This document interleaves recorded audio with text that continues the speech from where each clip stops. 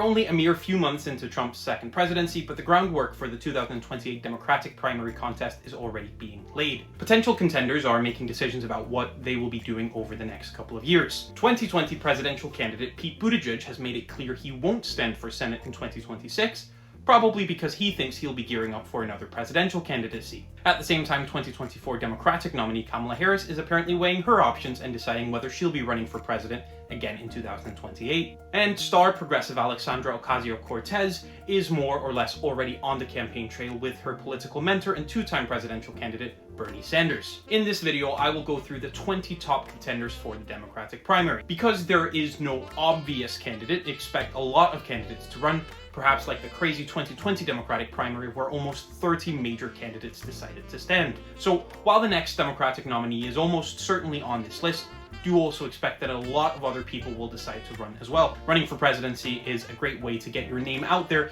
even if you don't stand a legitimate chance of winning. I have split the candidates on this list into 4 tiers: the frontrunners, the contenders, the dark horses, and the long shots. So without further ado, let's get into it. The frontrunners. Alexandria Ocasio-Cortez.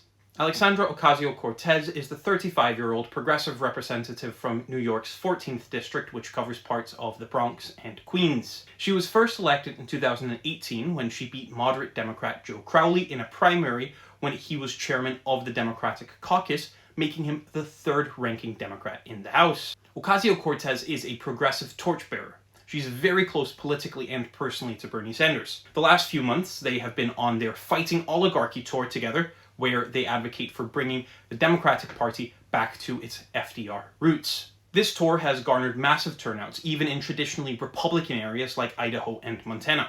So Ocasio-Cortez is already well on her way to being a very serious, if not the most serious, contender. She's got the infrastructure, the name, the credentials, and one of the most important endorsements, that of two-time almost nominee Senator Sanders. But will Democrats worry that she's perhaps too ideological to defeat the Republican in the general? Kamala Harris. Kamala Harris is the 60-year-old former vice president for President Joe Biden. Before that, she was a senator for California and state attorney general. She ran for the Democratic nomination in 2020, where she briefly led the field after accusing her future boss Biden of being a little bit racist.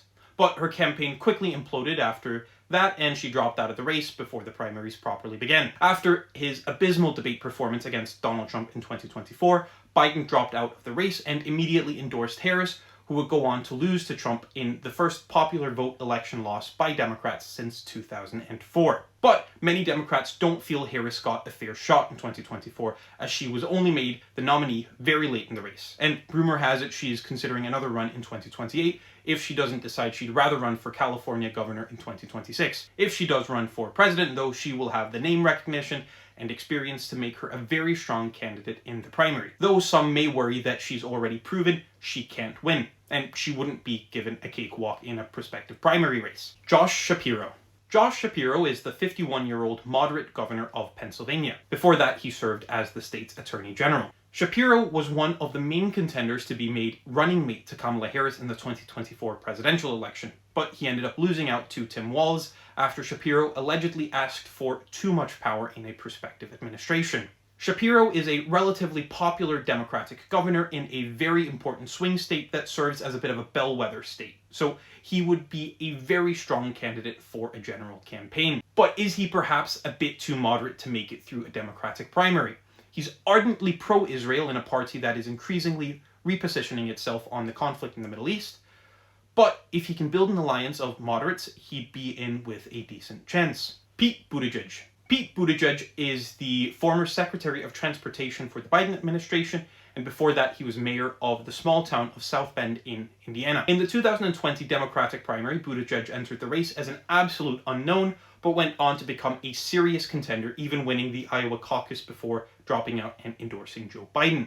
Buttigieg is very well known and respected amongst Democratic activists, and he is impeccably well-spoken and an excellent debater, and he has experience of leading a strong and professional campaign. His only weaknesses may be that he might struggle in a general election. He is a very well-educated gay man who can come off as a bit of a smart aleck. That doesn't play well, especially not in working class parts of swing states like Pennsylvania or Wisconsin. He was considered a contender to run in an upcoming Michigan Senate race in 2026, but has said he won't run. This almost confirms he will run for president in 2028, and he will be one of the biggest contenders. Gavin Newsom.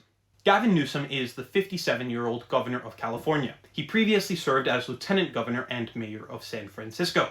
Newsom is a relatively liberal candidate, not a progressive, but definitely to the left of, say, someone like Josh Shapiro. Newsom has been considered a presidential candidate for a fair bit of time now, especially due to the fact he's no longer eligible to be governor of California after 2026 due to state term limits. Newsom has the national profile to launch a significant campaign.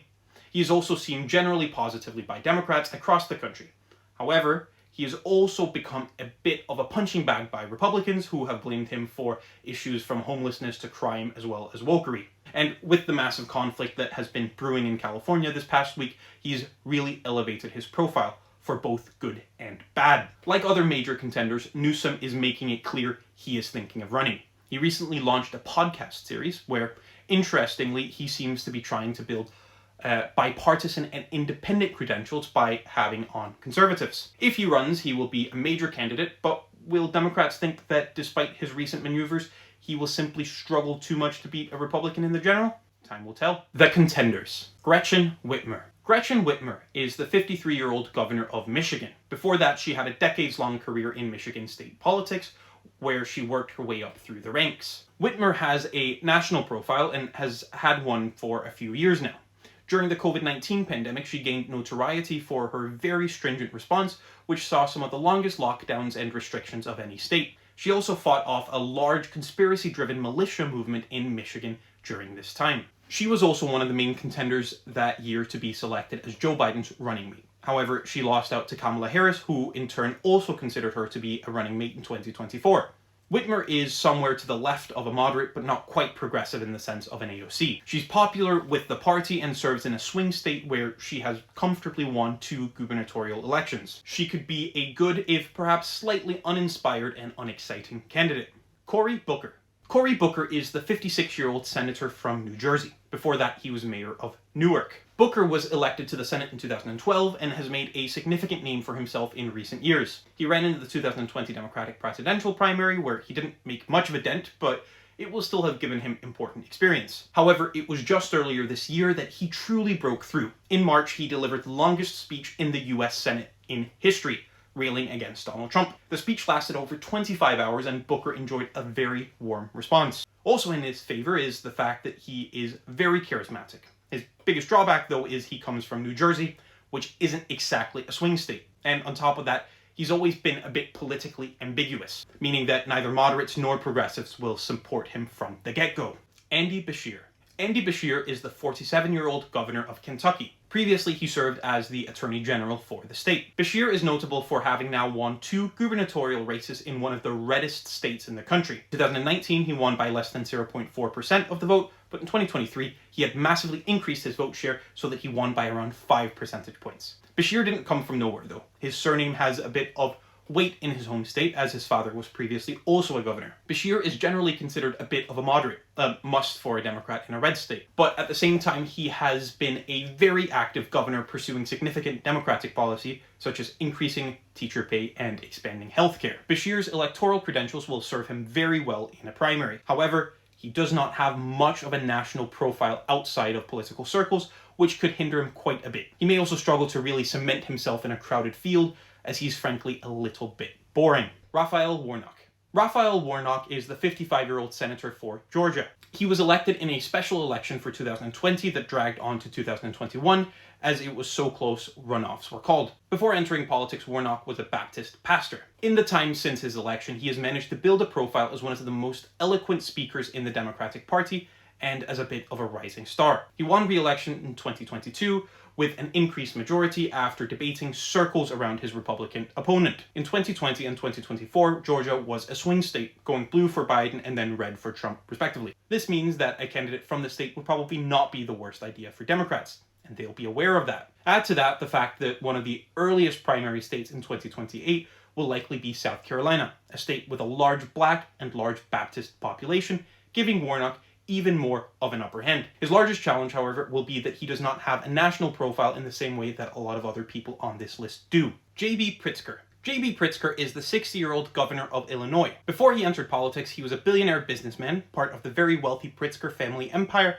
that owns the Hyatt hotel chain. Pritzker was first elected governor in 2018 and was re-elected in 2022. During his time in office, he's distinguished himself on a series of liberal policies on abortion, cannabis, and criminal justice. Pritzker has previously bankrolled his previous elections with his large personal wealth, and this option would greatly improve his chances in a 2028 primary where he could be flush with cash while other B-list candidates struggle with fundraising. However, he is a billionaire, a group that many Democrats disagree with the very existence of, and he also really looks like one. Like, that's what people think of when they hear the term fat cat. And Illinois isn't a swing state, so there would be no geographical advantage in running him. The dark horses. Tim Walz. Tim Walz is the 61-year-old governor of Minnesota. 2024, he served as Kamala Harris's running mate. Although they didn't win the election, many Democrats thought very highly of Walz as a VP contender. He was first elected governor in 2018 and is best known for introducing free school meals, a program he brought up endlessly during the 2024 campaign. He also led the state through the COVID-19 pandemic and the BLM protests that started as a response to the murder of George Floyd in Walz's Minnesota. At the time, he received praise from both President Trump and from moderate Democrats for his handling of the protests, where he sent in the National Guard and introduced police reform. Walz is seemingly already campaigning for president in 2028. He's given multiple interviews making it clear that he's thinking about it, and he's been traveling around the country with fundraisers. But he would face a serious uphill climb to clinch the nomination. Firstly, failed vice presidential candidates rarely win a primary themselves. The last time this happened was with Bob Dole in 1996. Secondly, just like with Harris, he still got that stench of the 2024 defeat on him. Wes Moore. Wes Moore is the 46-year-old governor of Maryland. Before entering politics, he worked at a charity, served in the army, and wrote 5 books. Moore has only been a governor for about 2.5 years, so he's quite limited in terms of political experience. Add to that the fact that he comes from a very comfortable Democratic state and has little to no name recognition outside of political circles. On paper, he really shouldn't be this high on the list. But he's immensely charismatic, he comes off as very well-spoken, he's very intelligent, having been a Rhodes Scholar, and in many ways he is of a similar political species as that of Barack Obama or Pete Buttigieg. He's also received early praise for his handling of the Francis Scott Key bridge collapse. He's also received a mention from one of the most influential Democratic Party fundraisers, George Clooney, who said Moore was spectacular and stood above the rest of the field. He may still be a dark horse, but he's one to keep an eye on. Roy Cooper. Roy Cooper is the 67-year-old former governor of North Carolina. Before that, he was the Attorney General for the same state. Cooper is a moderate Democrat who has been twice elected in the otherwise fairly red state of North Carolina. Although North Carolina was considered a bit of a swing state in the 2024 election, Harris did not come close to winning it, which was a little ironic as Cooper was one of the final candidates in her selection for a running mate. However, she ended up selecting Tim Walz. During his tenure, Cooper was perhaps best known for expanding healthcare access. He is very much not a household name and not someone who would be able to coast during a primary. But his neighboring state of South Carolina has an unproportionately large significance in the primary, and Cooper does have some supporters out there. Gina Raimondo. Gina Raimondo is the 54-year-old former Secretary of Commerce under Joe Biden. Before that, she served as governor of Rhode Island. Raimondo has spoken openly about considering a run for president. That is, despite the fact that she's hardly a household name and not exactly someone with a lot of buzz around her. During the 2020 Democratic primary, she was co-chair for Michael Bloomberg's campaign and has built a persona as an ardent moderate. In an upcoming primary where there are many other moderates running, some with more name recognition than her, she may struggle to stand out. However, on the other hand, she has an impressive CV. Having both gubernatorial experience as well as executive branch experience is no small feat. Add on top of that the fact that she played a key role in the infrastructure bill, perhaps Biden's most popular act in government, and maybe she does have a genuine argument for being the 2028 nominee. Jared Polis. Jared Polis is the 50-year-old governor of Colorado. Before that, he served for a decade in the House of Representatives. Polis is by no means a household name. I would go so far as to say that he may be the least known person on this list. However, he's been getting quite a bit of mentions in the 2028 discourse, and he seems open to the idea. So why is that? Well, before entering politics, he was a very successful businessman and started a few very profitable startups. He's the first openly gay male governor in the US, another interesting way he differentiates himself. And finally, he is generally well liked in the state of Colorado, where he has positioned himself as a moderate progressive. However, if he really wants to have a shot at 2028, he desperately needs more name recognition and to cement a narrative as to why a governor of a non-swing state would be a good electoral bet. The long shots. Ruben Gallego. Ruben Gallego is the 45-year-old senator from Arizona. Before that, he served in the House for about 10 years. Gallego was only just elected to the Senate last year in 2024, so he's rather new to the more national political spotlight that comes with the Senate. He is therefore also not particularly well known. However, the biggest thing he has going for himself is his home state. Arizona is a swing state, and so is the close-by Nevada. And Gallego is a respected figure in the Democratic primary who picked a couple of fights with former Arizona Democratic Senator Kyrsten Sinema, who was famously loathed in the Democratic caucus. Though, being in a swing state and being liked by the party is not enough to win a primary. And so Gallego would really need to cement a narrative for himself if he's going to run in 2028. Khanna. Khanna is the 48-year-old member of the US House of Representatives for California's 17th District, which covers part of the San Jose area. Khanna is one of the most well-known members of the House. Alongside AOC, he is also one of the most progressive members. He is fairly well-known, especially in progressive circles. In many ways, he also genuinely eclipses AOC. He's worked on a swath of bills and programs, he worked in the Obama administration, and he's worked closely with both House and Senate leadership in a way that AOC just hasn't. However, aside from very small progressive circles, he just does not have name recognition and star power in the way that she does. And the reason I'm making all these comparisons is that if he were to run, which he's hinted at, then he would be jostling for the exact same voters that are probably already considering AOC instead. Rahm Emanuel. Rahm Emanuel is the 65-year-old former ambassador to Japan for Joe Biden and chief of staff to Barack Obama. Between the jobs, he served as mayor of Chicago. Normally, that's not the exact type of profile you'd be looking at in a presidential primary. An ambassadorship screams end of career. However, Emanuel has made it very clear himself that he's thinking of running. He wasn't exactly considered an especially good mayor of Chicago, and during his time working for Obama, he famously did not make many friends and probably burned a couple of bridges with his abrasive manner. I therefore struggle to see this one a bit. Though if he's able to build a bit of a persona around himself as a tough guy who'll stand up to the Republican candidate in a way that other Democrats have perhaps been too polite to do, and maybe there's a lane for him to run in. Stephen A. Smith. Stephen A. Smith is a 56-year-old sports commentator on ESPN, where he mostly covers the NBA. So why is he on this list? Because he's probably the one person who has spoken the most publicly about thinking of standing in 2028. He gave a fiery interview on ABC about it, and he then appeared on Jon Stewart recently as well, with a rant about the Democratic Party. He's calling out Democratic complacency, progressives, the trends debate, and the issues that were being hidden with Biden's clear decline. However, in the Jon Stewart interview, he's also very all over the place. He doesn't offer a vision or have a clear ideological stance that would be easy for primary voters to follow. So I think he will struggle tremendously in getting anywhere in a primary. John Fetterman. John Fetterman is the 55-year-old senator for Pennsylvania. Before that, he served as the lieutenant governor of the same state. Fetterman is a character to say the least. Constantly dressed down, physically massive with an interesting goatee, and someone who doesn't mind getting a bit aggressive. This will make him easy to distinguish on a primary debate stage. And in many ways, he does speak to a working class sensibility and has found middle ground with the Trump administration that could give him an appeal with more moderate voters. However, his big weakness is his health. He had a stroke in 2022 that has left him still struggling a bit with speech. And rumors have been circulating that, to put it mildly, he isn't all there these days. He's been having breakdowns and tantrums as of late, and these have proved very troublesome for his colleagues. And on top of that, he may have turned off a large part of the Democratic voting base with his ardent support for Israel and his friendliness with Trump. And that's it, the 20 likeliest Democratic candidates for the 2028 presidential election. Did I miss any? Who do you think it'll be? Leave a comment down below. Thank you so much for watching, and if you enjoyed, please like the video and subscribe to my channel.